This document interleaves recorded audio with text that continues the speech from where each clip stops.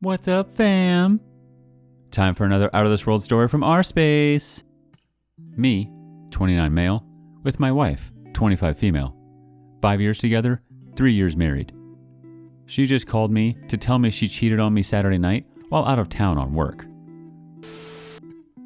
My wife just called me about 3 hours ago and told me that she cheated on me this past Saturday. Let me give you a bit of a backstory. My wife suffers from some undiagnosed mental issues, mostly panic attacks, anxiety, some form of depression, mostly just self-hatred. She sometimes breaks down. I've always been there to support her, and we've always gotten through it. A few months ago, she accepted the same job as me and went to a different state for training that normally lasts approximately 4 months. As of this weekend, she is 2 weeks away from finishing training and then coming home. On Friday, she messaged me telling me that she was having a bad mental weekend and wanted to cut out everything for the weekend. She deactivated her Facebook account, and we went from messaging all the time to barely messaging at all, and some short responses. It's not out of the ordinary for her to have bad days, though I've never seen her be this bad. She told me she had wanted to hole herself up in her room and just not leave, and be left alone. I tried to respect that decision, but I did send her a bunch of pictures of our animals as a way to try and make her feel better. We have 4 cats and 2 dogs. Saturday, we were talking every once in a while, but not really a conversation, mostly just a sentence or two here or there every couple of hours. I ended up getting a Snapchat from her in the evening, showing her in the hallway with some of her training friends, both male and female, drinking together. I was kind of hurt that she was feeling well enough to go out, well, stay in I guess, with friends, but not enough to talk to me. I feel like even though we have had arguments before, we never stopped talking like this before. I ended up not talking to her for most of Saturday night. Sunday was much of the same, barely talking, and that was that. All of Sunday, I had a huge pit in my stomach, fearing the worst. I called her after her classes and asked if we were okay, to which she responded yes, and that she loved me. Then, an hour after that phone call, she called me back, drunk Saturday night, and slept with one of her classmates. She claimed that they had both gotten completely drunk. Several of the other classmates were vomiting from drinking too much, and that's how she ended up going to his room that night. She also claimed that after she sobered up a bit, she went to another one of her female friends' rooms and stayed up crying till 3 a.m. I feel like I have identified 2 issues related to this problem. Drinking. I have told her before that I think she drinks too much and that she needed to cool her jets. She has told me a few times before that she agreed with me, but it never really completely stopped.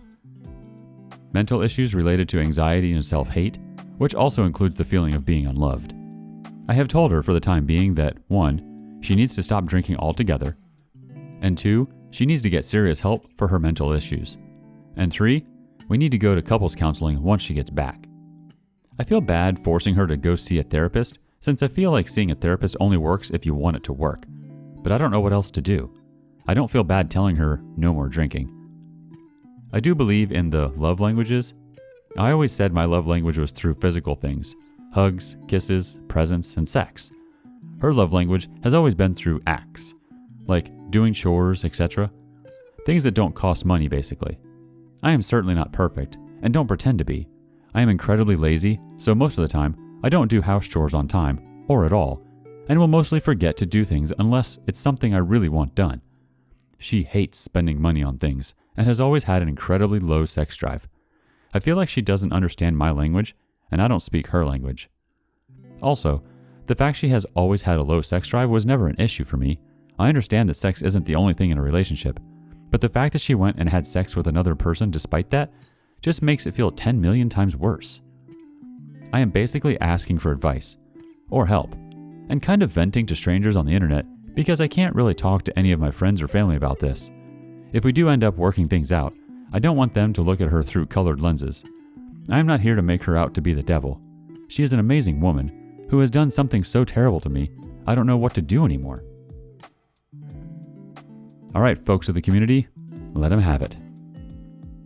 Tio-it starts us off with, since you self-describe as incredibly lazy, I'm not sure if advice that recommends a path forward that takes energy is the right approach here.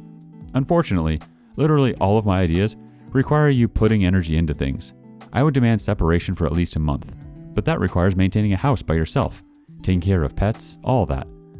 Couples counseling should be down the road a bit.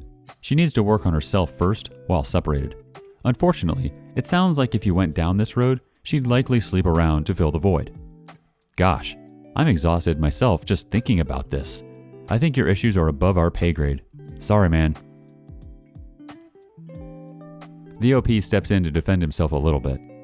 I might be over-exaggerating my laziness.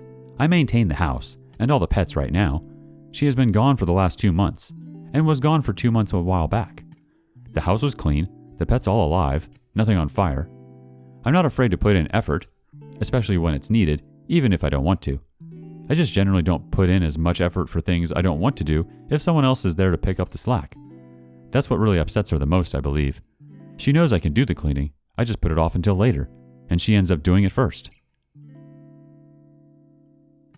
Kayeth adds a comment, if you're committed to making this work, and there are 100 other issues to address besides the chores, I recommend a chore chart. Each week, you both have your share of the chores, and you commit to getting them done by the end of the week, bedtime Sunday, or whatever day you designate. She promises to not do your chores for you, and you promise you'll get them done, even if it's 11:59 Sunday, and you're rushing around. This is, of course, separate from the much bigger issues of the cheating and drinking, but if it helps you in the next relationship, it's worth a try. Bonosity says, what I don't think you are seeing is that besides the home, work, and pet family, you are the support system and caregiver for the burden of her bad decisions, potential emotional and mental disorders, and complete lack of self-love and faith in herself. From the heavy drinking alone, she could truly be emotionally out of sorts. I say the above as initially someone who was in your shoes and took 3 years of my life to the point of emotional burnout to realize my ex wasn't getting better, and I needed to take care of myself. On top of that, the lasting toxicity of that time period sneakily helped me become just like her, because the emotional stain sticks around for a goddamn long time. If you disagree with what I've said above, consider this. If she knows her mental health is a burden to both of you, why hasn't she tried to get better? If she knows her drinking is a problem, why hasn't she tried to stop? It's because you accept her as she is, and while that's admirable, you've proven to her you'll put up with all of it. When you combine that with a person who knows they have a lot about themselves to address and work on, what's the easiest path to take? It's not changing, because dealing with feeling guilty about the pain her behavior and decisions cause is far less terrifying of a reality than facing who she really sees deep down inside. And who bears the burden for all of this turbulence? Who then fixes the mess and makes dinner? Who then makes her feel better, gives her love and comfort? You. Truth I Sets You Free says, you are not lost, but more in denial. Let me ask you this. When she has these breakdowns with you, does she get drunk and have sex with you? Maybe I misunderstood you, but didn't you claim when she has these breakdowns with you, she speaks a different language, which does not include sex with you, but feelings of hate and anger? She got drunk to remove any inhibitions holding her back to cheat. Courage in a bottle. Courage to set aside her morals to cheat. These were no accidents but plans, including cutting off communications with you before she got drunk. I think it's time for you to go speak some divorce lawyer language. A deleted accounts comment? Dude, cheating is not a single mistake, like, oh, I got drunk. She made tens of mistakes that led to cheating. Her first mistake was to cut you off, then get together with a classmate, then drink and allow him to escalate, then make a first move, kiss, then drink more so she can blame someone, then agree to move somewhere else, then to go to his room. This doesn't just happen by accident. This was all intentional. You're in denial, and this will repeat again. No woman will respect a man if he forgives her for cheating.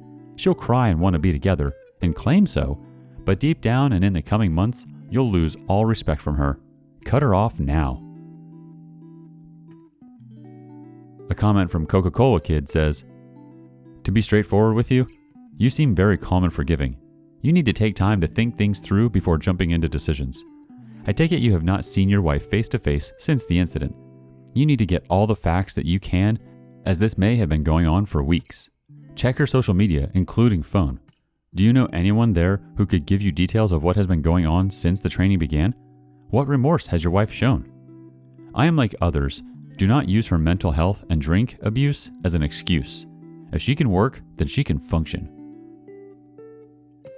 Our next thought from AVG Joe 135. I hate seeing people always jumping to leave the relationship at a moment's notice. That being said, I also think cheating well deserves that. However, it also sounds like you want to give her a chance. More power to you, but set some boundaries. Get counseling. Figure out in a safe space how to communicate your needs and wants better, and how to follow through. Trust will take a long time to rebuild, and it's up to you all to figure out if and how it can be fixed. If you're a reader, I recommend a book titled The Affair-Proof Marriage. It's obviously not a perfect science, but it does a great job of explaining needs and communication and how these breakdowns lead to affairs. She's completely wrong for cheating, and that's not on you, but both of you need to work at this relationship if you want it to recover at all. Kudos to you for wanting to give it a shot. That's a strong and an admirable thing. But if she isn't willing to put in the same work, you've got a decision to make. Our last comment comes from Sky Full of Song. You don't have to make a decision now. I'd give yourself plenty of time to figure this out. I would suggest couples therapy ASAP. I think it's a good sign she told you right away because she clearly felt bad and didn't want to hurt you more by lying. I also highly doubt your wife had sex with someone and enjoyed it. Some women have sex with men they don't know or don't respect to punish themselves or just feel something in the moment. I really think your wife and you two as a couple need a lot of work to survive this. It takes a while to find a good therapist, and you and your wife may meet with quite a few before finding one you both like. Also, if you choose not to continue your relationship, remember you're not responsible for her. Good luck.